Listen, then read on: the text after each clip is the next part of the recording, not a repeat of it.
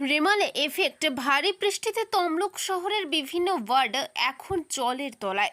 ব্যাহত জনজীবন।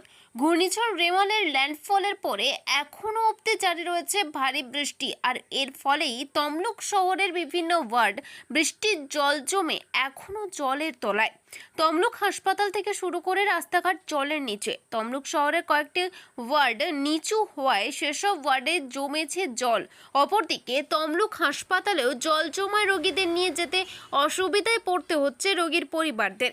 কিছু জায়গায় গাছ ভেঙে পড়ে রয়েছে। ভারী বৃষ্টি না থামার কারণে এখনও সেই গাছগুলিকে কেটে ফেলা সম্ভবপর হয়নি, যার জন্য অসুবিধার মুখে পড়তে হচ্ছে সাধারণ মানুষজনদের। এই সমস্যাটা দীর্ঘ 50 বছরের ধরে আমরা এই সমস্যায় ভুগছি।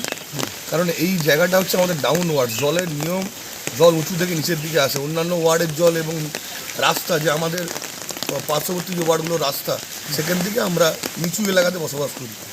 এবারে আমাদের এই যে জলটা, যেটা আমাদের আউটফল হচ্ছে অন্য ওয়ার্ডের মুখ দিয়ে হয়ে যাচ্ছে, সেখানেও কিছু সমস্যা আছে। এবং এইটা আমরা প্রতি বছরই, আমি নির্বাচিত হওয়ার পর 2 বছরই এই বর্ষা আরম্ভ হওয়ার আগে আমাদের পৌরসভার থেকে পুরো, যেটাকে সিল্ক কাটিং বলে, অর্থাৎ তলাতে যে পাঁকটা জমে থাকে সেটাকে পুরো পরিষ্কার করে আমাদের কাজ করে দিই, যার ফলে আমাদের জল জমলেও সেটা 10 মিনিটের মধ্যে জলটা নেমে যায়।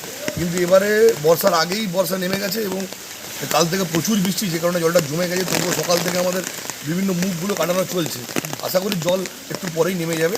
এবং এবারে বর্ষাটা আগে নেমে যাওয়ার জন্য যেটা আমরা সিল্ক কাটতে পারিনি, এবারে বর্ষা থেমে গেলে গত 2 বছরের মতো এবছরও সিল্ক কেটে পুরো তুলে দেওয়া হবে, যার ফলে জল জমার কোনো সম্ভাবনা থাকবে না। এবং আগামী বছর থেকে তো এর সমস্যা থাকবে না, তার কারণ মুখ্যমন্ত্রী মমতা বন্দ্যোপাধ্যায় আমাদের এই ড্রেনটার সামনে ক্যালভার্ট সহ বাকি আরও 250 ফুট ড্রেন, ওটা এক্সটেনশনের একটা আমাদের প্রস্তাব নয়, আমরা অলরেডি অ্যাডমিনিস্ট্রেটিভ অ্যাপ্রুভাল পেয়ে গেছি, কাজ আমাদের শুরু হবে। তো দেখে খুবই খারাপ লাগছে। দেখুন 50 বছরের সমস্যা, যে মানুষ কীভাবে এই জলের মধ্যে বাড়ির থেকে বেরোবে, তা এটাই এখন সবচেয়ে বড় চিন্তার বিষয়। কী নাম আপনার?